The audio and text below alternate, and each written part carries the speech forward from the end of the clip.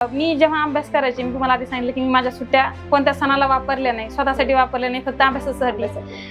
तर ज्यावेळेस निकाल लागला तर माझे सासरे वगैरे ते म्हटले की आपल्याला फटाके वगैरे हे करायचे, मिरवणूक वगैरे काढायची. मी त्यांना म्हटलं की असं काही नको, आपला निकाल लागला आता बस झालं म्हणून. पण ते बोलले की तू कोणता सण काही केला नाही, कोणतं आता तुझी ही दिवाळी पण, ही तुझी रंगपंचमी पण, होळी पण म्हणून खूप सारा गुलाल वगैरे ते हे झालं आणि मिरवणूकही काढली. त्यांनी खूप खुश होते ते. मी पोलीस कॉन्स्टेबल म्हणजे मी लेडीज असून म्हणजे ड्युटी करते. मिस्टर शेती करत होते माझे. त्यांनी पोलीस भरतीची तयारी केली होती पण त्यांचं झालं नाही सिलेक्शन.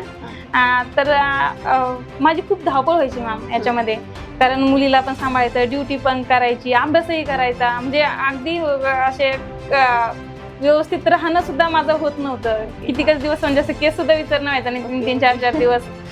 तर ही सगळी धावपळ पाहून आहे ना, काही म्हणजे असं बोलायच्या काही लेडीज किंवा असे काही लोक की आपण खूप लकी बाबा, आपण खूप नशिबान आहे आणि नोकरीवाला नवरा भेटायला पण नशीब लागतं.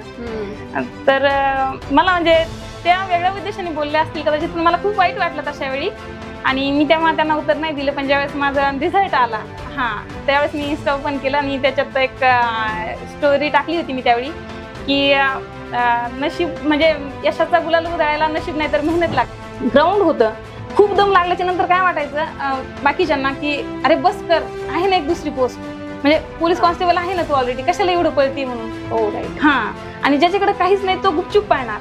आणि मला दोन्ही प्रेशर हँडल करायचं होतं. मला नोकरी असून तिच्याकडे बघायचं नव्हतं, चुपचाप म्हणजे करायचंच होतं. हे खूप जड जातं. तुमच्याकडे काही नसताना तुम्ही तर करायलाच, पण सगळं काही असताना करणं म्हणजे याला खूप संयम लागतो आणि तेवढं ध्येयावर आपण फोकस असावं लागतं. तुम्ही वेड होऊन अभ्यास करा. तुम्हाला लोक म्हटले पाहिजे तू अभ्यास करणं थांब, पण तुम्हाला थांबू वाटलं नाही पाहिजे, त्यावेळेस तुम्हाला यश भेटेल.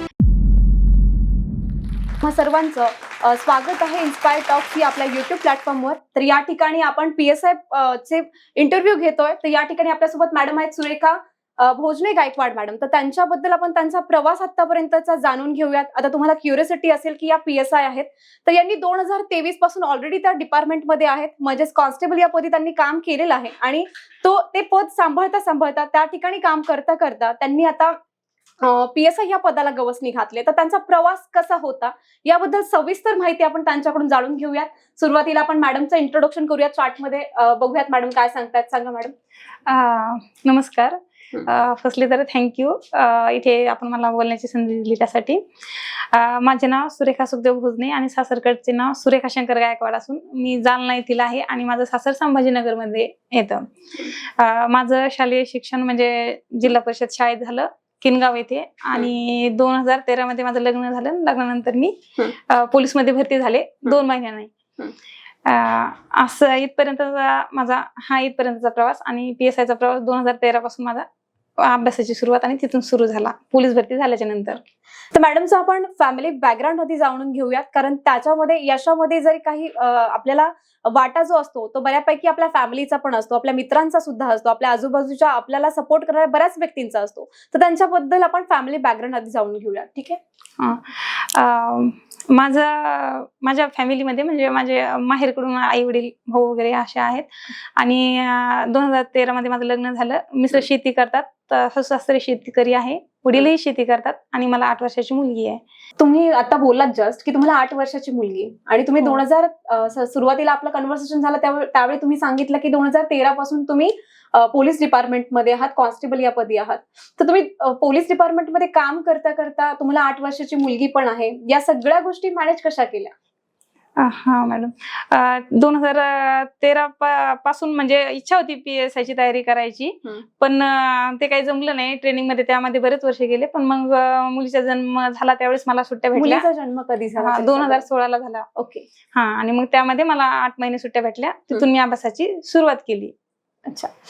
तर अजून एक म्हणजे तुमचं लग्न झाल्यानंतर तुम्ही कॉन्स्टेबल आधी झालात की लग्नाच्या नंतर कॉन्स्टेबल या पदावरती रुजू झालात? लग्न झाल्याच्या नंतर 2 महिन्याने पोलीस कॉन्स्टेबल झाले. अच्छा. आणि मग त्यावेळी तुमचे हसबंड काय करतात नक्की? शेती करतात. म्हणजे तेव्हा ते पोलीस भरती, आम्ही दोघेही पोलीस भरतीची सुरुवातीला तयारी केली. पण माझं सिलेक्शन झालं. एक तर मेन क्वेश्चन मग इथं राहूनच गेला की तुमचं लव्ह मॅरेज आहे की arrange marriage? Arrange marriage madam. म्हणजे मी जालन्याकडे राहते आणि तिकडे एवढं काही ट्रेड नव्हतं. 2013 म्हणजे आपण फार 10 वर्ष मागे जातोय आणि त्यावेळी एवढी तर कोणाची डेअरिंगच नव्हती. त्यामुळे त्यांचा arrange सपोर्ट marriage. होता म्हणजे लग्नानंतर तुम्ही आता रुजू झालात त्यानंतर तुम्ही कामही करताय म्हणजे डिपार्टमेंटमध्येही काम करताय घर हा. घर मग कशा पद्धतीने घर सांभाळलं कसं अभ्यास कधी करायला म्हणजे कधी वाटलं की तुम्हाला PSI चा अभ्यास करायचा आहे? हा तर पहिलं तर मी सपोर्ट विषयी बोलेल की मी अभ्यास करत होते. लवकरच भरती झाल्यामुळे त्यांना माझ्याकडून होप जास्त होत्या, अपेक्षा होत्या की PSI पण सहज होईल.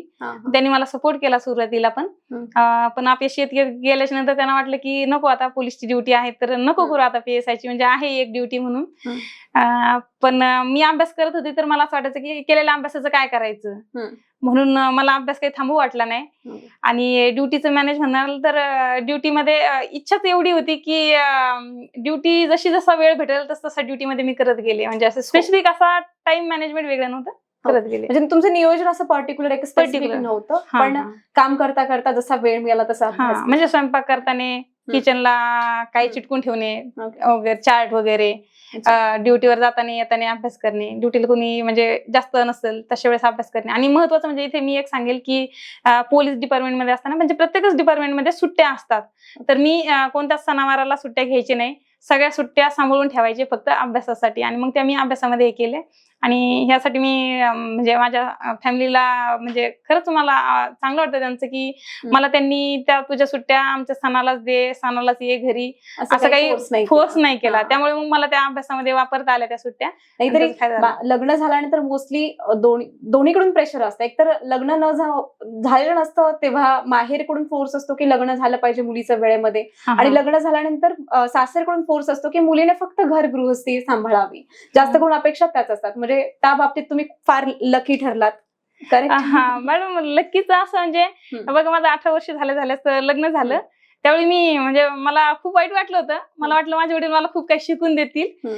पण आता जसं आता मला मुलगी झाली तर वडिलांच्या अपेक्षा काय असतात मुलीविषयी किंवा त्यांच्या जबाबदाऱ्या काय असतात आता मला समजायला लागल्या. आता नाही वाईट वाटत, आता वाटतं की खरं वडिलांनी वाटलं त्यांचं बरोबर आहे.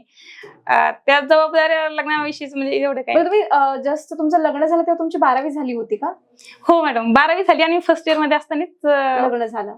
लग्नानंतर मग तुम्ही पुढचं ग्रॅज्युएशन कम्प्लीट केलं. कोणत्या स्ट्रीम मधून तुमचं क्वालिफिकेशन झालं? पोलीस मध्ये भरती झाल्याच्या नंतर तर रेग्युलर कॉलेज मला करता नाही आले. ओपन युनिव्हर्सिटी यशवंतराव चव्हाण विद्यापीठ, त्यामध्ये science, commerce, BA. Okay, BA म्हणजे आर्ट्स मधून केलं. ठीक आहे. उलट आर्ट्स मधून केल्यामुळे तुम्हाला जास्त हेल्प झाली असेल ना, बऱ्यापैकी थेरॉटिकल डेटा तुमचा तिथूनच कव्हर झाला असेल. हा, थोडाफार फायदा झाला त्याचा. पण ते 2016 मध्ये कम्प्लीट झालं होतं आणि मी अभ्यासाला सुरुवात केली. म्हणजे एवढ्या वर्षात तर ते मी विसरून पण गेले बऱ्यापैकी, पण थोडाफार फायदा झाला. फार असं नाही पण थोडा झाला. मग आता 2013 पासून तुम्ही ऑलरेडी कॉन्स्टेबल आहात. मग त्या ठिकाणी कधी वाटलं तुम्हाला की आता कॉन्स्टेबलची पोस्ट जी आहे ते बस झाली, आता मला त्याच्यापेक्षा वरची पोस्ट हवी आहे किंवा मला PSI व्हायचंय, असं कधी वाटलं एक्झॅक्ट? हा मॅडम, मी ट्रेनिंगला गेले. आमचं 9 महिन्याचं ट्रेनिंग होतं पोलीस कॉन्स्टेबलचं नागपूरला. तर तिथे प्रोबेशन पिरियड मध्ये काही PSI आलेले होते. त्यांच्याकडे बघून मला असं वाटलं की युनिफॉर्म थोडासा पोलीस मध्ये सहज झाले होते. म्हणजे मी जसं तुम्हाला सांगितलं लग्न झाल्यावर 2च महिन्याने ते सहज भेटल्यामुळे की काय मला असं वाटायला लागलं की मी PSI पण सहज होईल. आणि तयारी म्हणजे ऍक्च्युअल मध्ये 2013 पासून वाटायला लागलं PSI करायचं. नक्कीच आता तुम्ही त्यांच्यामध्ये सामील होणार आहात. एक लेवल किंवा आपण तुम्ही जे बघितलं ते तुम्ही आता सत्यात उतरवलं. नॉर्मली इम्पॉर्टंट अजून एक थिंक म्हणजेच काय, काही प्रॉब्लेम असे कॉम्प्लिकेशन्स आले का तुम्हाला आता म्हणजे या एक्झामची तयारी करताना? तसं तर म्हणायला गेलं तर तुम्ही ऑलरेडी डिपार्टमेंटमध्ये आहातच. मी सारखं मेन्शन करते कारण आता जे विद्यार्थी मैत्रिणी आहेत माझ्या की ज्या ऑलरेडी कॉन्स्टेबल या पदावरती आहेत आणि आता PSI बघताय तुम्ही, रोज तुमच्यापेक्षा वरिष्ठ ऑफिसर्स तुमच्या पुढे येत आहेत किंवा तुम्हाला काही ऑर्डर्स देत आहेत त्या ठिकाणी, तर तुम्ही कॉन्स्टेबल आहात तर तुम्हाला पण वाटत असेल. तर बघा, इम्पॉसिबल काहीच नाहीये. कारण या मॅडम ज्या आहेत त्या ऑलरेडी मॅरिड आहेत. लग्न झाल्यानंतर घर गृहस्थी सांभाळून त्या सुद्धा या PSI पदापर्यंत त्यांनी या पदाला गवसणी घातली. तर तुम्ही सुद्धा करू शकता. तर यांच्याकडून बेस्ट इन्स्पिरेशन म्हणू शकता तुम्ही, घेण्यासारखं बरंच काही आहे. तर अजून थोडीशी माहिती आपण डिटेलमध्ये त्यांच्याकडून बघूया त्या ठिकाणी. मग मॅडम, पर्टिक्युलर काय तुम्ही बुक जे आहेत रेफरन्स बुक्स कोणते वापरले म्हणजे अभ्यास करताना, की त्याच्यामधून तुम्हाला असं वाटलं की हा त्याचा तुम्हाला नक्की फायदा झाला असेल, असे कोणते पुस्तक वापरले, क्लासेस केले की नक्की ऑनलाईन कोर्सेस घेतले होते? हा, पहिलं तर 2020 पर्यंत माझ्याकडे काहीच नव्हतं. मी म्हणजे PSI ची तयारी करायची आणि अश्मयुगीन काळातले पुस्तकं म्हणजे Okay. इतिहास वाचायचे. काही पर्टिक्युलर असं काहीच नव्हतं. अभ्यास एकदा इतिहासात गेले तर इतका इतिहास की त्याचे मामा मामी कुठले काय इथपर्यंत अभ्यास करायचे. म्हणजे व्यवस्थित काहीच माहिती नव्हती मला. जाण्यासारख्या ठिकाणी तर क्लास पण नव्हते. पण करोना काळामध्ये मला युट्यूबवर असे भरपूर असे लेक्चर सुरू झाले. मी पर्टिक्युलर असा क्लास नाही लावला, पण युट्यूबवर इतके लेक्चर बघून घेतले की डेमो भरपूर काही देऊन ठेवले युट्यूबवरती पण. मी बरेचसे युट्यूबवरचे लेक्चर वगैरे ते पाहायचे आणि त्याच्यामधून अभ्यास वगैरे असे म्हणजे कंटिन्यू मध्ये ठेवत राहिले मी. बुक्स वगैरे असं स्पेसिफिक असं काही नाही की तुम्हाला हाताला लागलं ते पुस्तक वाचलं बस त्याच्यामधून डेटा बॉक्स पण ते मी आधी करायचे मॅडम. मला माहिती नव्हतं तोपर्यंत आणि तोपर्यंत माझे रिझल्ट आले पण नाही. पण मग त्यानंतर जेव्हा युट्यूबवरती असे तुमच्यासारखे पॉडकास्ट वगैरे असे भरपूर राहायचे तर याच्यातून ते बघून मग त्यांच्याकडून मी सगळे बुक लिस्ट काढले आणि त्याच्यातून काढले. तर माझे बुक लिस्ट म्हणजे मी सांगेल की पर्टिक्युलर असं नाही, इतिहासासाठी मी जर म्हटलं एकच वाचा तर MPSC करोनासारखं स्ट्रक्चर बदलते. सगळे जर एकाच पुस्तकातून वाचायला लागले तर MPSC आणखीन दुसरे काही क्वेश्चन क्रिएट करतात. महाराष्ट्रामध्ये असं आतापर्यंत तरी रेफरन्स बुक असं पर्टिक्युलर नाही की हेच पुस्तक वाचलं आणि याच्यामधूनच सगळा डेटा विचारला गेला, असं काही नाही. फोकस राहण्यासाठी काय केलं की आपल्याला फोकस राहायचंय म्हणजे डिफोकस व्हायचं नाहीये, त्यासाठी नक्की काय केलं? एक पहिलं तर अडचणी येत राहिल्या. तर अशा वेळी घरचे मला सुरुवातीला सपोर्ट करत होते. त्यांना माझ्याकडून होप्स होत्या म्हणून की ते प्रेरणा होती मला. शाळेत असताना शिक्षक लोक मला बोलायचे की सुरेखा हुशार आहे वगैरे म्हणून.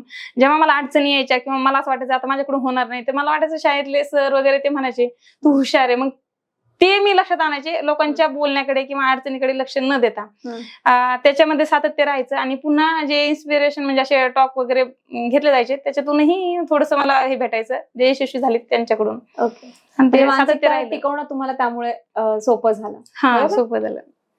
आतापर्यंतच्या 2013 पासून आतापर्यंत तुम्ही आता ऑलरेडी काम केलंच होतं, PSI आता झालेला आहात, तर तुम्ही आता काय अनुभव केला म्हणजे एक्सपिरियन्स काय केला आणि तुमच्या एक्सपिरियन्स मधून आता समजा एक्झाम तुम्ही क्लिअर केलेलीच आहे, तुम्ही या पद पण मिळवलेलं आहे, तर आता पुढचे वाटचाल तुमची कशी असणार आहे? आता इथंच स्टॉप घेणार आहात की आता मुलगी आहे, पोस्ट पण आहे, की पुढची तयारी पण काही करणार आहात? नेक्स्ट प्लॅन काय तुमचा?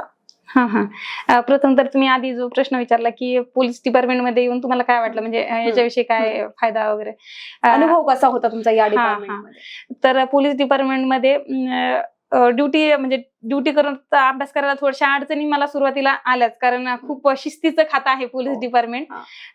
तर पण त्याच्यामध्ये काही ठिकाणी अडचणी आल्या आणि काही ठिकाणी सपोर्ट करणारे पण लोक खूप भेटले मला. हा फायदा. आणि सेकंड म्हणजे की पोलीस डिपार्टमेंट मध्ये मॅडम बाकीच्याकडे पगार भेटत असेल समजा मुलींना, इथे पगारासोबत डेअरिंग पण फ्री मध्ये येऊन जाते. पोलीस डिपार्टमेंट मध्ये तुम्हाला डेअरिंग आपोआपच येऊन जाते ते. मग एक उदाहरण सांगेल मॅम, जेंट्स जर असेल पोलीस मध्ये तर त्याच्या कटिंग कडे बघून सगळे सांगतात की हा पोलीस मध्ये असू शकतो.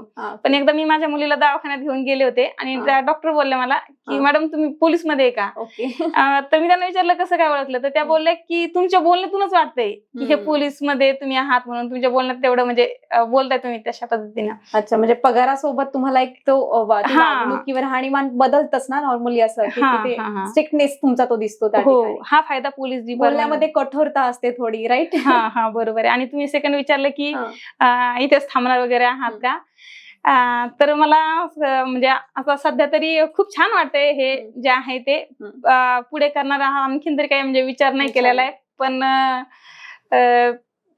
नाहीही नाही होई नाही बघेल, म्हणजे असं फिक्स असं काही ठरवलं नाही. विचार कराल तुम्ही त्या बाबतीत.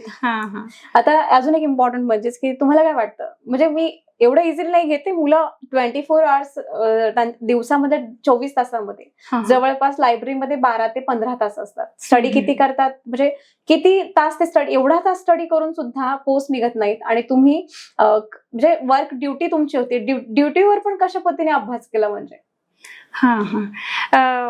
हे कसं मला असं म्हणायचं की तिथे मुलं फुल फोकस असतात लायब्ररीमध्ये पूर्ण चेअरवरती बसून एकदम कम्फर्टेबल पोझिशन मध्ये अभ्यास करतात आणि तरी त्यांची ग्रास्पिंग पॉवर जी आहे ती इतकी नाही. आणि तुम्ही एखादा म्हणजे ड्युटीवर असताना हा अभ्यास कसा केला नक्की? एक तुम्ही छान बोलले की मॅम, एक काय होतं, जेवढ्या अडचणी येतात ना आपण दुसरे रस्ते शोधायला सुरुवात करतो. म्हणजे मला कायम वाटायचं, मी ड्युटीमध्ये असताना वाटायचं की जेव्हा ड्युटी राहायची कुणीतरी बसून रीडिंग मध्ये बसून अभ्यास करते आणि ती खूप तळमळ सारखीच मनाला वाटायची माझ्या, माझा अभ्यास नाही होतोय म्हणून. आणि मग जेव्हा मी अभ्यासाला बसायचे ना फुल्ली अभ्यासावरच फोकस करायची. आणि जनरली ज्यांना म्हणजे असं होत असेल, कदाचित तुम्ही म्हटलं की रीडिंग मध्ये बसणाऱ्यांचं एवढं काम असेल, कदाचित तिथं असं होत असेल की त्यांना भरपूर टाइम भेटतोय हे त्यांना माहितीये, मग त्यामुळे थोडंसं त्यांचं डिस्ट्रॅक्शन होत असेल. पण माझं मला वेळच कमी भेटायचा, तर अभ्यास घेतलं म्हणजे पुस्तक हातात घेतलं की पुस्तकाशिवाय काही दुसरा विचारच मनात यायचा नाही, पटकन तेवढ्या त्या बाबतीमध्ये फोकस होता की आपल्याला हे पोस्ट पाहिजे, बस PSI व्हायचं आपल्याला. वेळ पण कमी भेटतोय, तर आहे ह्या वेळेचं सोनं कसं करायचं हे याच्याकडे लक्ष राहायचं आणि ते होऊन जायचं. मग म्हणजे आर्थिक परिस्थिती कशी होती घरातली? म्हणजे आता तुम्ही कॉन्स्टेबल होता म्हणजे नक्कीच त्याबद्दल नाही, पण तुम्ही जेव्हा लग्नाच्या आधी तुमची आर्थिक परिस्थिती कशी होती आणि त्यावेळेस घरातले सपोर्ट करत होते तुम्हाला, म्हणजे आई वडील भाऊ वगैरे, की हा आपल्या मुलीला तुम्ही डिरेक्ट एक्झाम दिली आणि तुम्ही झालात, मग त्यावेळेस कधी असा विचार केला होता की फ्युचर मध्ये आपण PSI होणार आहे कधी? हा, तुम्ही आधी प्रश्न विचारला की आर्थिक परिस्थिती कशी होती, त्या बाबतीत मी सांगेल की जनरली कसं होतं बघा मॅम, माझे वडील म्हणजे चांगल्या बरे शेतकरीच आहेत, पण थोडीशी चांगली परिस्थिती. पण माझी सासरकडची परिस्थिती एकदम जेमतेम होती. आणि त्यावेळेस माझं जेव्हा लग्न झालं त्यावेळेस तर कोणी नोकरीला पण नव्हतं. मी नंतर नोकरीला लागल्याच्या नंतर म्हणजे घरच्या ज्या मूलभूत गरजा आहे माझी पेमेंट सगळी त्यामध्येच जायची, अशी वेगळं असं काही हे व्हायचं नाही. पण असं होतं की हे बघा, मी त्याच्यात एक सांगेल की मी आतापर्यंत म्हणजे आता 1 महिना झालाय जवळपास निकाल लागून, यामध्ये असं झालं की खूप गरीब परिस्थिती असेल तर त्याला खूप हे करतात की बाबा गरीब परिस्थितीतून तू केलं, पण माझ्याकडे पगार होती. आणि हे करणं एक उदाहरण सांगेल मी की ज्याच्याकडे खायलाच नाही तो उपाशीच राहील, पण ज्याच्याकडे खायला असून तो उपाशी राहतो हे म्हणजे फार महत्वाचं आहे. माझ्याकडे पगार आहे आणि तरीही मी एवढी मेहनत घेते की मला जर वाटलं, ज्यावेळेस ह्या परीक्षेच्या क्षेत्रामध्ये संयम खूप लागतो. आणि ज्यावेळेस आहे ना आपल्याला दुसरी पोस्ट राहते, म्हणजे आता तुम्हाला ग्राउंडचं सांगते, ग्राउंड होतं, खूप दम लागल्याच्या नंतर काय वाटायचं बाकीच्यांना की अरे बस कर, आहे ना एक दुसरी पोस्ट, म्हणजे पोलीस कॉन्स्टेबल आहे ना तू ऑलरेडी, कशाला एवढं पळते म्हणून. आणि ज्याच्याकडे काहीच नाही तो गुपचूप पळणार. आणि मला दोन्ही प्रेशर हँडल करायचं होतं. मला नोकरी असून तिच्याकडे बघायचं नव्हतं, चुपचाप म्हणजे करायचंच होतं. हे खूप जड जातं. तुमच्याकडे काही नसताना तुम्ही तर करायलाच, पण सगळं काही असताना करणं म्हणजे याला खूप संयम लागतो आणि तेवढं ध्येयावर आपण फोकस असावं लागतं. परिस्थिती मला पगार होती, पण तरीही त्याच्यावर म्हणजे मी खुश नाही राहिले, म्हणजे मला करायचं होतं, तेवढ्याच समाधानी नाही राहावं वाटलं. म्हणजे तुम्ही कॉन्स्टेबल होतात तरी पण तुमचे हस्बंड म्हटले की बस झालं या पोस्ट वरती सॅटिस्फाय, पुढची नको तयारी करून, कारण तुमचं स्ट्रगल काहीतरी दिसत असेल त्यांना, म्हणून ते तुम्हाला तसे बोलले असेल. म्हणजे त्यांचा पण बऱ्यापैकी वाटा आहे, कारण लग्न झाल्यानंतर तुम्ही ऑलरेडी पदावरती होताच, पण तरी सुद्धा त्यांनी तुम्हाला तेवढा सपोर्ट केला. त्यांच्याबद्दल काय वाटतं तुम्हाला नक्की? म्हणजे त्यांनी जो काही एक्सपिरियन्स केला तर तो तुम्ही त्या शब्दामध्ये मांडू शकता किंवा सांगू शकता? मॅम, म्हणजे असं व्हायचं की मला 2021 मध्ये घरचे म्हणाले लागले तुला एक पगार आहे, तू थांब. म्हणजे ते मला आपुलकीनं बोलत होते, म्हणजे असं त्यांचं दुसरं काही हे नव्हतं की जाऊ दे आता नको करू म्हणून. पण मी मेहनत करत होते ना, तर त्यावेळेस हे सगळे पाहत होते आणि मी त्यांना सारखंच विचारायचे की मी आता जर थांबले तर माझ्या झालेल्या अभ्यासाचं मी काय करू. त्यावेळी म्हणजे तो टर्निंग पॉईंट होता. त्यावेळी मिस्टरांनी की जाऊ दे, तू बाकीच्यांचा विचार नको करू, तू करत राहा, मी आहे ना सपोर्ट करायला तुला, म्हणजे तू बाकीच्या गोष्टीचं काही टेन्शन घेऊ नको. आणि आणखीन एक सांगेल, याचा एक इम्पॅक्ट असा पडतो की असं जनरली बोललं जातं मला मिस्टर सपोर्ट करत नाही, मला सासू सासरे सपोर्ट करत नाही. ते पण ते सपोर्ट पण तसं असतं सुद्धा, म्हणजे बऱ्यापैकी मुलींचं असतं. हो, पण त्याच्यात पण एक सांगेल की कोणी तुम्हाला उगाच सपोर्ट नाही करणार, तुम्ही आधी तसे दिसा त्यांना. म्हणजे जर तुम्ही म्हणत असाल की मिस्टर विश्वास ठेवतात तुझ्यावर, तर आपल्याला तो विश्वास कमावा लागतो मॅडम आधी. सासू सासरे म्हणत असेल की तू अभ्यास कर, सासू सासरे म्हणजे ह्याच्यात सांगेल की सासू सासरे का असं नको म्हणतात की त्यांना वाटतं आपल्या अगेन्स्ट जाईल की काय, आपलं ऐकणार नाही की काय. पण त्यांना त्यावेळेस तुम्ही त्यांना विश्वासात घ्या.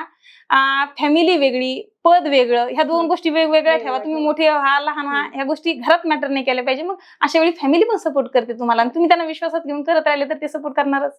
तुमची मेहनतही तशी दिसायला पाहिजे त्यासोबत. नक्कीच. तयारी करताना तुम्हाला असं कधी कोणी टोमणे वगैरे दिलेत किंवा खूप सारे असे लोक बोलतायत आणि तुम्ही ते ऐकताय, सहन करताय, असं काही सीन कधी होता? हो मॅडम, झालेले तसे पण. मी पोलीस कॉन्स्टेबल, म्हणजे मी लेडीज असून म्हणजे ड्युटी करते. मिस्टर शेती करत होते माझे. त्यांनी पोलीस भरतीची तयारी केली होती पण त्यांचं झालं नाही सिलेक्शन. तर माझी खूप धावपळ व्हायची मॅम याच्यामध्ये, कारण मुलीला पण सांभाळायचं, ड्युटी पण करायची, अभ्यासही करायचा, म्हणजे अगदी असे व्यवस्थित राहणं सुद्धा माझं होत नव्हतं. कितीकच दिवस म्हणजे असं केस सुद्धा विचारणं व्हायचं नाही, 3-3, 4-4 दिवस.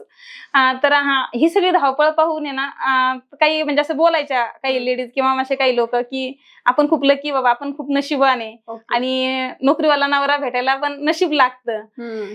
तर मला म्हणजे त्या वेगळ्या उद्देशाने बोलल्या असतील कदाचित, पण मला खूप वाईट वाटलं तशा वेळी आणि मी तेव्हा त्यांना उत्तर नाही दिलं. पण ज्यावेळेस माझा रिझल्ट आला त्यावेळेस मी इन्स्टा ओपन केला आणि त्याच्यात एक स्टोरी टाकली होती मी त्यावेळी की नशीब म्हणजे यशाचा गुलाल उधळायला नशीब नाही तर मेहनत लागते. आणि मॅम नशीब 3 अक्षरी आहे, मेहनत 4 अक्षरी, म्हणजे निसर्गाने सुद्धा मेहनतीलाच मोठं केलंय. तर नशिबात तुमचं काही कॉन्ट्रीब्युशन नाही, काय तुमच्या नशिबात हे नाही, पण मेहनत, लोक मेहनतीचं कौतुक करतात. नशीब तर कुणाचंही असेल पण लोक मेहनतीचं कौतुक करतात. म्हणजे मेहनतीशिवाय नशीब बदलत नाही. बरोबर आहे. पण त्यांचं पण बरंच कॉन्ट्रीब्युशन आहे तुमच्या या म्हणजे एक्झाम मध्ये, कारण बरेच हजबंड जे आहे ते आधीच सरेंडर करतात की नाही होणार, किंवा असे पण आहेत कितीतरी हजबंड की ते आपल्यापेक्षा जास्त मोठ्या पदावरती पत्नीला बघूच शकत नाहीत. म्हणजे सुपेरियरिटी जी आहे मेल याच्यामध्ये ती बऱ्याच ठिकाणी 80 to 90% आपल्याला बघायला मिळते. तर 20%च तुमच्या हजबंड सारखे हजबंड आहेत की ते फुल्ली सपोर्ट केला तुम्हाला आणि आतापर्यंत तुम्ही आता PSIच्या पदावर आहे, तर त्यांचा पण बऱ्यापैकी याच्यामध्ये भाग आहे. ठीक आहे. तर आता फायनली अधिकारी झालात तुम्ही, आता पुढची योजना काय आहे तुमची? सध्या तरी म्हणजे ठीक वाटते. आता तर आणखीन जबाबदाऱ्या आहेत, म्हणजे आता सध्या पण मी पोलीस कॉन्स्टेबल आहे. पुढचा आणखीन तरी काही फिक्स नाही ठरवलेलं, पण जर असाच वेळ भेटला म्हणजे असं काही करता आलं तर आणखीन नक्कीच. अजूनही कधीतरी असं. आणि मॅम हे पोलीस भरती सारखं नाही झालं, पोलीस भरती एकदम सहज भेटली म्हणून PSI करू वाटले.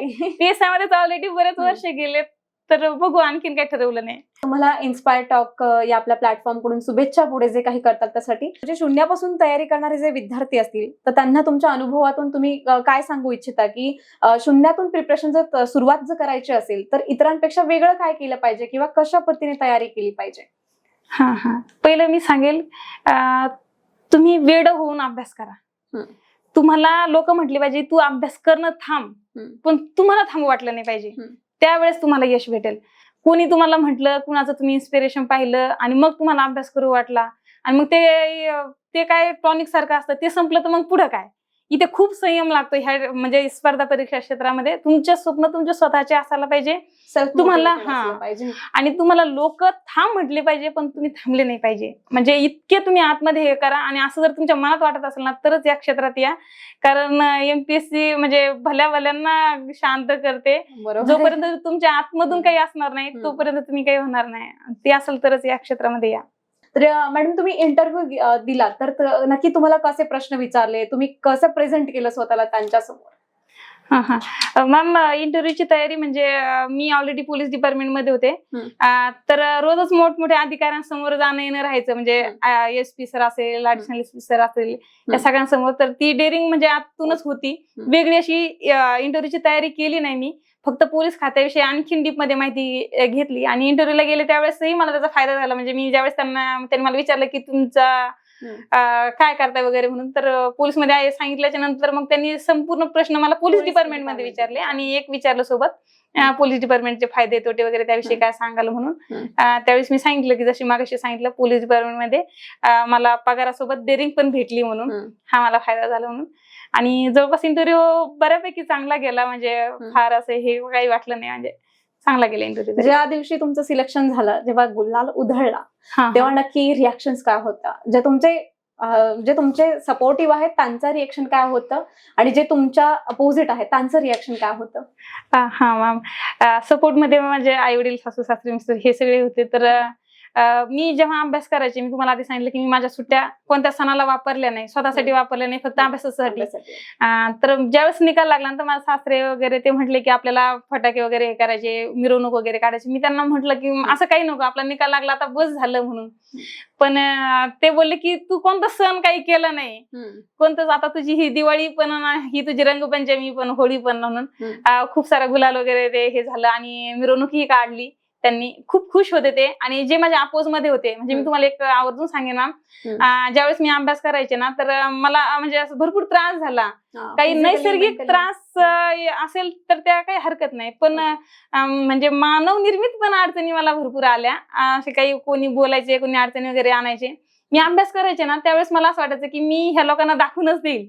मानवनिर्मित म्हणजे आपल्या वर्क प्रोफेशन मध्ये की इकडे सगळ्या साईडने, म्हणजे तुम्ही तयारी करायला लागल्याच्या नंतर सगळ्या प्रकारच्या अडचणी, आणि खास करून जर नोकरी करत सगळं सांभाळत तर मग भरपूर अडचणी येतात लग्न झाल्याच्या नंतरच्या पण मी अभ्यास करत असताना मला खूप चिड यायची ना, असं वाटायचं यांना खूप दाखवून देईल मी माझा निकाल लागल्याच्या नंतर एक दिवस. एक दिवस. पण ज्या दिवशी माझा निकाल लागला ना, मला असं वाटलं नको आता, अगदीच माझा निकाल ऐकून हे म्हणजे मेलेल्याला आणखीन काय मारायचं. म्हणून मी कुणालाही असं काही हे केलं नाही. आणि तेही माझे म्हणजे ज्यांनी मला नाव ठेवले त्यांनी कौतुक केलं. आणि आता मी म्हणजे मला नाही धरू वाटलं काही, रागही निघून गेला. तो रागही निघून गेला. यश म्हणजे यशच असं असतं की आपल्याला, आपण ठरवलं जरी याच्याशी वाईट विचार करायचा तरी नाही करू वाटत. ऍक्च्युली यशच असं असतं की जे तुमचे शत्रू असतात ना, ते पण त्या टाइमला तुमच्या पुढे येतात आणि तुम्हाला काय शुभेच्छा देतात. मग ते शत्रुत्व संपत मॅम तिथे. ते आपल्याला आपल्याला विरोध करतात म्हणून असतात, आणि ज्यावेळेस ते कौतुक करतात तो शत्रुत्वही संपून जातं तिथेच आणि चांगलं वाटायला लागतं. तुम्हाला मुलगी आहे, तर मुलीच्या भवितव्यामध्ये तुम्ही स्वतः एक मुलगी आहात, आणि तर तुम्हाला काय वाटतं म्हणजे एक्झॅक्टली की मुलीने तयारी करताना मुलींनी काय करावं पर्टिक्युलर? कारण मुलींना हे खरं आहे की काही फायनान्शियली स्ट्रॉंग बॅकग्राऊंड मध्ये येतात त्या मुली, तुम्हाला माहितच असेल, स्वतः इथे राहतात, म्हणजे त्यांना लायब्ररी लावलेली आहे, फुल टाइम स्टडी करतात. पण काही अशा मुली पण आहेत फायनान्शियली सेट नाही आहेत, मग त्या जॉब करतात, आणि मग त्या जॉब करता करता मग इथं म्हणजे स्टडीला किती वेळ दिला पाहिजे त्यांनी. आता तुम्ही तर जॉबवर असताना तर असं तरी की तुम्ही फुल टाइम जॉबवरती आहात आणि तुम्ही फुल टाइम स्टडी केलाय, मग कसं नियोजन केलं पाहिजे, किती वेळ स्टडीला दिला पाहिजे ऍटलिस्ट त्यांनी, जर सुरुवात करतात स्टडीला किंवा काही वर्ष झालं स्टडी करतात, मग त्यांनी कसं प्लॅन केलं पाहिजे? मॅम तुम्ही बोलला किती वेळ स्टडीला दिलं पाहिजे. माझा फिक्स असं टायमिंग फिक्स नव्हता, वेळ काही फिक्स नव्हता. जोपर्यंत तुमचं मन भरत नाही ना तोपर्यंत अभ्यास करत राहा. मग तुमचा 7 तास दिला, 8 तास दिला तरी तुमचं मन म्हणतं की अभ्यास करायचा आहे. जोपर्यंत तुम्हाला म्हणजे तोपर्यंत करतच राहा. आणि इच्छा नसेल तर तशा वेळेस का आपण अभ्यास करत नाही हे लक्षात आणायचं आणि करत राहायचं. आणि मुलींच्या बाबतीत मी सांगेल की मुलींनी सहसा स्वतःच्या कमाईचं काहीतरी करावं, छोटं मोठं का असे ना, स्पर्धा परीक्षाच असू दे, कोणतंही असू दे, पण मुलींनी स्वतःच असं काहीतरी करावं, थांबू नये. कारण एक जनरली फक्त ते एक मोठा मोबाईल, तो बेड आणि ती टीव्ही याच्यातच समाधानी नाही राहावं लग्न झाल्याच्या नंतर, म्हणजे असं हे होतं. कारण आई वडिलांना खूप चिंता असते. मुलीला म्हणजे वडिलांनी मुलींना कितीही हुंडा देऊन मोठ्या घरी जरी दिलं तरी पण त्या बापाला मुलीची खूप चिंता राहते. पण ती जर मुलगी स्वतःच्या पायावर असेल ना तर बाप चिंतेतून मुक्त होतो. मुक्त होतो म्हणजे महत्वाचं म्हणजे. तर मुलींना मी सांगेल की स्वतःच्या पायावर उभं राहा, सगळं करता येतं, फक्त वेळ होऊन अभ्यास करा. मी ड्युटी सांभाळत, मुख्य म्हणजे मी डिपार्टमेंटल PSI नाही तर डायरेक्ट PSI ची परीक्षा दिलेली आहे, मुलगी सांभाळलेली आहे, नोकरी केली, सासू सासरे सांभाळले, म्हणजे अशा अगदीच सासू सासऱ्यांशी माझे चांगले संबंध आहेत. आणि एक आवर्जून सांगेल मॅम यामध्ये की मुलींना असं डिपेंड राहायची एक हे झालेली की आता राखी पौर्णिमा जास्त आली, मग भाऊ मला तू ओवाळणी दे, मग वडील म्हणतात मुली की बाईला आशा लागते. माझं लग्न झाल्याच्या नंतर सासरी जेमतेम प्रॉपर्टी होती, तर माझे सासरे मला एकदा बोललेले की सुरेखा म्हणजे थोडीशी शेती तुझ्या नावावर करू म्हणून. पण मी त्यावेळी माझ्या सासऱ्यांना सांगितलं होतं की मामा म्हटलं हे तुम्ही कमवलेली शेती आहे आणि मी ती शेती माझ्या नावावर करेल जी मी कमवलेली असेल. म्हणजे तुमच्यामध्ये एवढा स्वतःच्या विषयी आदर असावा की मी स्वतःच कमवलेलं घेईन आणि हे मी आज इथे बोलते म्हणून सांगते असं नाही बरं. हे इथे बोलते म्हणून सांगते असं नाही, ते माझ्यामध्ये होतं म्हणून मी आज इथे आहे. तर त्यामुळे मी सांगेल की स्वतःवर म्हणजे स्वाभिमानाने राहा. मुलींना महत्वाचं म्हणजे स्वाभिमानाने राहा. आई वडील असो, सासू सासरे असो, कुणाकडूनही मिळालेले तुमचं नाव होणार नाही, तुमचं नाव तुमच्या स्वतःच्या कमाईनं होईल.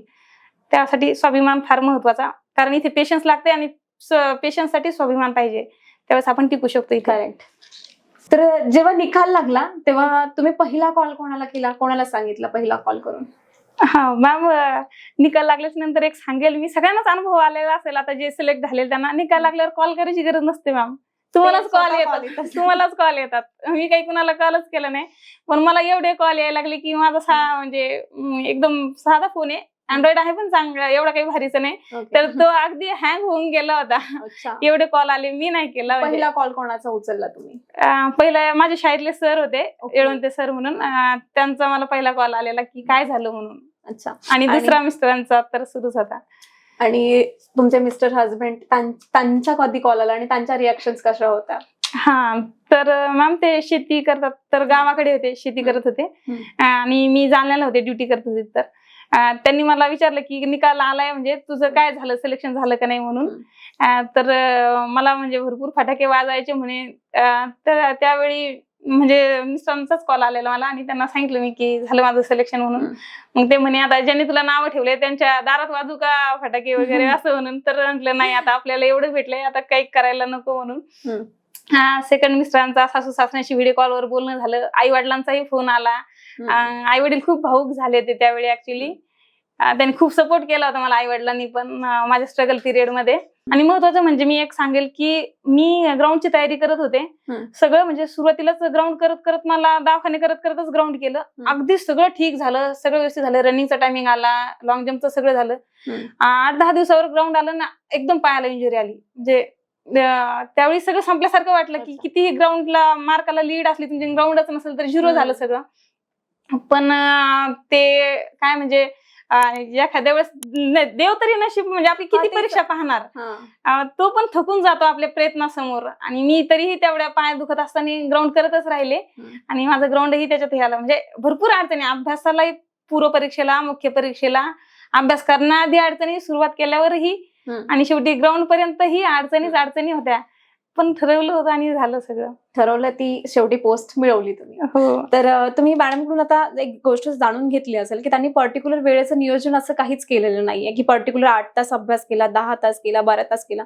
जेव्हा जेव्हा वेळ मिळाला, जेव्हा तेव्हा त्यांना त्यांची इच्छा झाली, तेव्हा तेव्हा त्यांनी अभ्यास केला. पण त्यांनी मनापासून अभ्यास केला, मनापासून त्यांनी जे वाचलं ते त्यांनी लक्षात ठेवलं वगैरे. म्हणजे पॅटर्न फक्त लक्षात ठेवा की अभ्यास करण्यासाठी पर्टिक्युलर टाइम सेट किंवा वेळेचं नियोजनाची गरज नाहीये. तुमची इच्छा, तुमची किती म्हणजे तुमची कॅपॅबिलिटी किती आहे हे तर मॅटर करतच, पण तुम्ही किती मनापासून करताय हे याला जास्त महत्व आहे. म्हणजे तुम्ही जे मनापासून करतो ते कधीही आपल्या लक्षात राहतं, बरोबर? हो. तर वेळेचं नियोजन न करता आपण कशाही पद्धतीने PSI होऊ शकतो हे मॅडमनी नक्कीच त्यामधून दाखवून दिलेलं आहे. तर मॅडम आपल्या इन्स्पायर टॉक्सच्या या युट्यूब प्लॅटफॉर्मवर येऊन इंटरव्ह्यू दिला त्यांनी, त्यासाठी त्यांचं खूप खूप धन्यवाद. आणि अशाच पद्धतीने तुम्हाला पुढे यश मिळत जावं आणि अजूनही तुम्ही या PSI पदावरती स्टॉप किंवा फुल स्टॉप न घेता पुढच्याही पदांवरती पोहोचण्याचा नक्की प्रयत्न करावा. यासाठी इन्स्पायर टॉक्स या आपल्या चॅनलकडून तुम्हाला खूप खूप शुभेच्छा. Thank you so much.